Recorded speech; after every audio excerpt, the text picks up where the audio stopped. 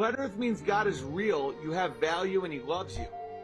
NASA, in its wildest imaginations, never envisioned this scenario. An astronaut drowning in a spacesuit on a spacewalk 260 miles above planet Earth. Drowning inside his own helmet. Caused him to nearly drown inside of his own suit. Water in his helmet? It's an incredible story. Harrowing. Almost unfathomable. Unbelievable. This was one they had never envisioned. I experienced what it's like to be a goldfish in a fishbowl. Hey, let's use a diaper. I thought that's a clever solution to this problem. Yeah, pretty neat. They also came up with the snorkel idea too, you know. Makeshift snorkels. This snorkel, if water is encroaching your face, the crew member can lean down and use this to breathe. They're ripping that spacesuit apart, trying to figure out where all that water came from. Not like there are that many options when you're out on a spacewalk. Next on Jonathan Bird's Blue World, Jonathan goes to inner space. I'm standing on the International Space Station. Water in space. NASA says they cannot guarantee the helmet won't fill with water again. And obviously, if you fill the helmet, you can't breathe. Scary story. Glad he made out okay. That's a leak. Oh, it's an explained leak. A significant leak. When I was commanding the International Space Station, we had a significant coolant leak. I imagine there are no insignificant leaks in space. These things do happen. It's not, something we don't have plans for. But, but you're in space. You're in space, which means it's much more difficult to fix.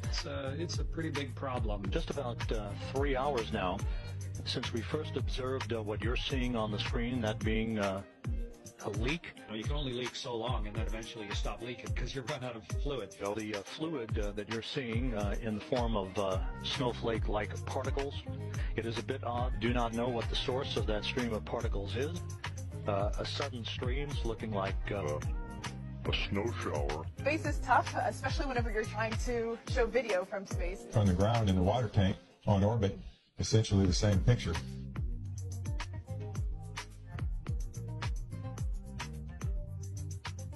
Matthias Maurer was wrapping up a 7-hour-long spacewalk outside the International Space Station when he noticed water leaking into his helmet. It was eerily similar to what happened to an Italian astronaut back in 2013. You can literally see bubbles coming up from these astronauts' helmets. It's ridiculous. So many times during spacewalks outside the International Space Station, you can see air bubbles rising up. Can you touch on how there are air bubbles in space? So yeah, like a lot of times during the footage, the NASA footage, you can see bubbles coming up out of the helmets or kind of from underneath you. How do you explain bubbles in space? Yeah, even on the outside of the space station, it'll liberate little pieces of, it's a really harsh environment out there, and it's outside of the space station. It's pretty good. And sometimes you don't even get a little fleck of paint or something that you might disrupt floating away from it.